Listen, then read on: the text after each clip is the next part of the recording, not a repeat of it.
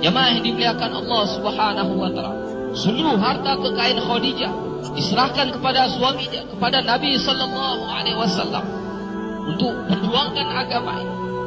2/3 kekayaan kota Mekah milik Khadijah. Tetapi ketika Khadijah hendak menjelang wafat, tidak ada kafan yang digunakan untuk menutupi Khadijah, jasad Khadijah. Bahkan pakaian yang digunakan Khadijah ketika itu adalah pakaian yang sudah sangat kumuh dengan 83 tambalan, di antaranya dengan kulit kayu. Jemaah yang dimuliakan Allah Subhanahu wa taala, dikisahkan satu hari Nabi sallallahu alaihi wasallam pulang daripada kerja dakwah. Ketika pulang masuk ke dalam rumah, biasa Khadijah menyambut, berdiri di depan pintu. Ketika Khadijah hendak berdiri menyambut, Nabi sallallahu alaihi wasallam kata, "Wahai Khadijah, tetaplah kamu di tempatmu." Ketika itu Khadijah senang menyusukan Fatimah yang ketika itu masih bayi. Tuan-tuan yang dimuliakan Allah Subhanahu wa taala, karena begitu pengorbanan Nabi dan Khadijah untuk agama ini, untuk macam mana hari ini kita kenal Rabb, untuk macam mana hari ini kita kenal macam mana kita sholat, macam mana hari ini kita kenal Tuhan yang sebenarnya, kita kenal Allah. Jamaah yang dimuliakan Allah Subhanahu wa taala, seluruh harta kekayaan mereka telah menjadi habis. Sehingga ketika Fatimah menyusu, bukan air susu yang keluar, tetapi darah yang keluar yang masuk ke dalam mulut daripada Fatimah radhiyallahu anha. Maka Nabi SAW telah mengambil ini Fatimah dan diletakkan di tempat itu. Gantilah Nabi SAW berbaring di pangkuan Khadijah. Maka Nabi SAW karena begitu lelah jumpa manusia dengan menghadapi caci maki dan fitnah manusia ketika itu, Nabi tertidur. Ketika itulah Khadijah dengan belayan kasih sayang membelai kepala Nabi SAW. Tak terasa air mata Khadijatul Kubra menetes di pipi Nabi SAW. Nabi pun terjaga. "Wahai Khadijah, kenapa engkau menangis? Adakah engkau menyesal bersuamikan aku Muhammad? Dahulu engkau wanita bangsawan, engkau mulia, engkau hartawan, tetapi hari ini engkau telah dihina orang. Semua orang telah menjauh darimu. Seluruh harta kekayaanmu habis. Adakah engkau menyesal, wahai Khadijah, bersuamikan aku Muhammad?"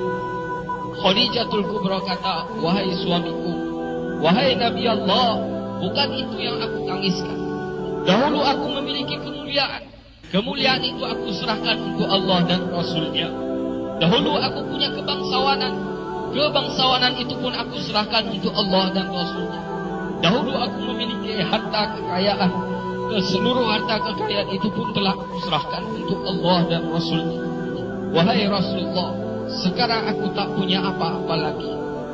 Tetapi engkau masih terus memperjuangkan agama ini. Wahai Rasulullah, sekiranya aku telah mati, sedangkan perjuanganmu ini belum selesai. Sekiranya engkau hendak menyeberangi sebuah lautan, engkau hendak menyeberangi sebuah sungai, dan engkau tidak memperolehi rakit pun ataupun jembatan, maka engkau galilah lubang-lubang kuburku, engkau galilah kuburku, engkau ambillah tulang belulangku, kau jadikanlah sebagai jembatan untuk engkau menyeberangi sungai itu, untuk jumpa manusia. Ingatkan mereka kepada kebesaran Allah, ingatkan mereka kepada yang hak, ajak mereka kepada Islam, wahai Rasulullah. Tuan-tuan yang dimuliakan Allah Subhanahu wa taala, seorang nabi yang agung, seorang istri yang agung, suami istri berpelukan sambil menangis memikirkan agama ini. Allahu Akbar. Jemaah yang dimuliakan Allah Subhanahu wa taala, agama tersebar. Hari ini kita kenal Allah bukan dengan mudah, jemaah yang mulia. Agama sampai dalam kehidupan kita. Agama sampai ke kampung kita. Agama masuk ke dalam rumah-rumah kita. Agama sampai ke dalam hati-hati kita, jemaah yang mulia. Bukan dibawa oleh burung, bukan dibawa oleh angin, bukan dibawa oleh air sungai yang mengalir, bukan, jemaah yang mulia. Tapi dibawa oleh pengorbanan Nabi dan para sahabat. Dibawa oleh pengorbanan para janda sahabat. Dibawa oleh pengorbanan yatim-yatim para sahabat, jemaah yang mulia. Ulama beritahu hari ini kita senang-senang amal agama di atas penderitaan dan jeritan janda-janda dan yatim para sahabat. Hari ini kita kadang-kadang senang amalkan agama di atas penderitaan Khadijatul Kubra radhiyallahu ta'ala. Jemaah yang dimuliakan Allah Subhanahu wa taala, Kalaulah hari ini kita tidak hargai pengorbanan mereka, apa yang harus kita jawab di hadapan Allah?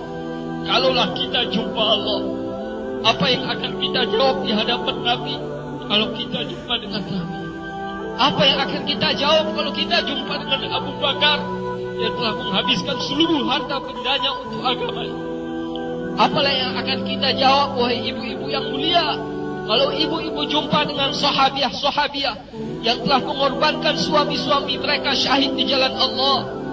Apa yang akan kita jawab sekiranya kita jumpa dengan anak-anak yatim para sahabat, sedangkan mereka telah mengorbankan ayah-ayah mereka untuk perjuangkan agama ini? Jamaah yang dimuliakan Allah Subhanahu wa ta'ala, agama ini sangat berhajat kepada pengorbanan jemaah yang mulia. Agama tidak akan tersebar dengan tulis-tulisan, agama pun tidak akan tersebar dengan cakap. Agama tidak akan pernah wujud dalam kehidupan kita tanpa kita mengorbankan diri kita, jemaah. Sudah menjadi syarat agama akan wujud melalui pengorbanan, jemaah yang mulia. Hidayah akan datang dalam diri kita melalui pengorbanan. Agama akan tersebar, hidayah akan tersebar ke ujung-ujung dunia, jemaah yang mulia, melalui pengorbanan.